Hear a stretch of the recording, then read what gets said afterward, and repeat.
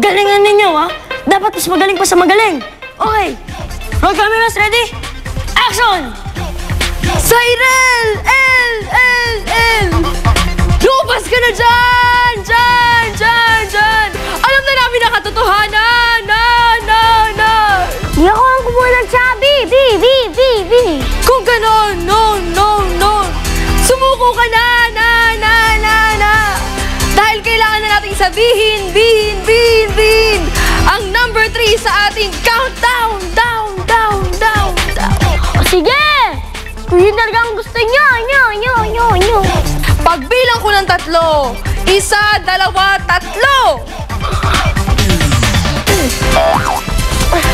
Ang number 3 sa ating countdown checklist ay... Aktor at actress! Cut!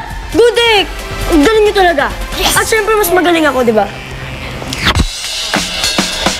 Nakakamangha! Di ba kayo natatameme kapag nakakita kayo ng paborito nyong artista ng harap-harapan? Sinasabing larger than life mga artista dahil nakikita natin sila sa TV at pelikula. Pero larger than life din ang trabaho nila behind the scenes. Kadalasan, maaga silang tinatawag sa set at buong araw at gabi sila nagsushoot o nagtitaping. Nakakapagod kasi minsan. Maraming pagbabago sa script, maiinit ang ilaw at paulit-ulit ang eksena. Hay! Wala talagang tulugan. Wala pa dyan ang mga guesting at pakikipag-usap sa mga fans. Mukhang glamorous ang pag-aartista, no? Pero mahirap din. Kailangan pasensyoso ka at maunawain. Kasi kahit anong oras, maaaring may magbago. At dapat handa ka rito. Higit sa lahat, kailangan laging bukas ang isang aktor at aktres sa pagtuto. Mula sa puna ng mga direktor at payo ng mga kapwa-artista hanggang sa mga bagong acting techniques, parang habang buhay na pagiging estudyante, no? Kaya kahanga-hanga ang mga magagaling na artista. Ang galing nila sa harap ng kamera ay dahil sa kagustuhan nilang matuto at maging mahusay. Okay, class. Okay. Para sa umagang ito, question. Ano ang ginagawa ng isang teacher? Alam ko yan, mami. Yes, Zai. Nagtuturo ng mga lessons, ma'am. Tama! Okay, next. Yes, Jana. Nagbibigay po ng quiz, ma'am. Tama ulit! Okay, Renz. Ma'am, nagbibigay ng inspirasyon at karunungan sa aming mga bata. Wow! Uy! Huwag ka karoy! Tahimik! Bakit niyo ako binabato? Totoo naman ah. Biruin niyo. Nagbabasa sila palagi para turuan tayo. Dapat sa school, palagi nila tayo inaalagaan. Thank you! Kaya harapat dapat sila Thank you, sa number 2 Iho. sa ating chubby checklist. Saludo po kami sa inyo. Thank you, Iho! Thank you! Thank you! Ma'am, question ulit. Oo, bakit? May I go out?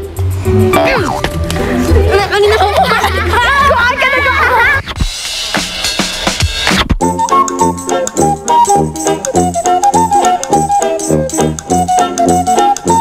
Dahil sa kanila, kaya nating abutin ang mga pangarap natin.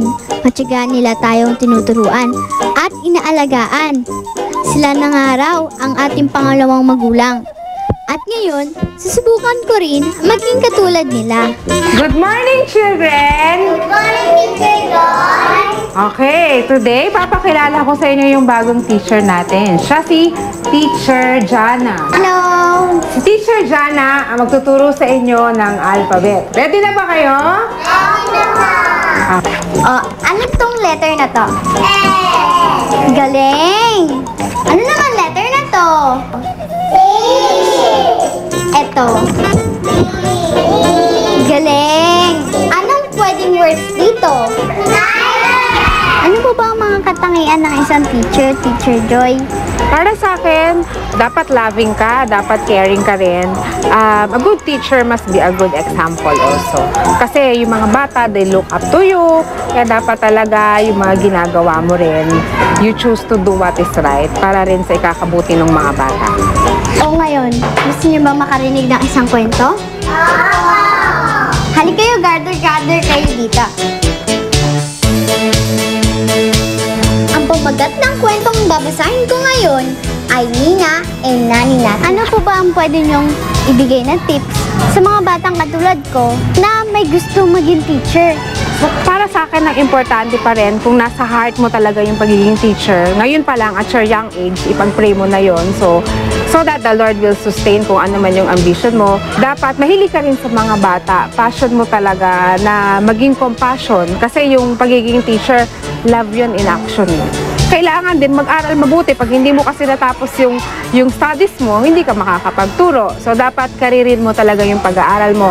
Tsaka karirin mo na maabot mo yung ambition mo to be a teacher someday. Oh, marami ba kayo natutunan at very good ba kayo? Opo! Dahil dyan, class dismissed! Pero bago muna yan, bibigyan ko muna kayo ng chubby! Pero, kailangan masaya kayo para bibigyan ko kayo. Sino ang pinakamasaya?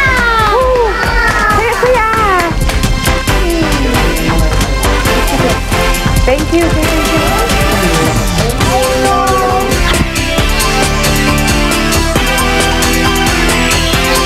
Palakpakan natin si Teacher Dana.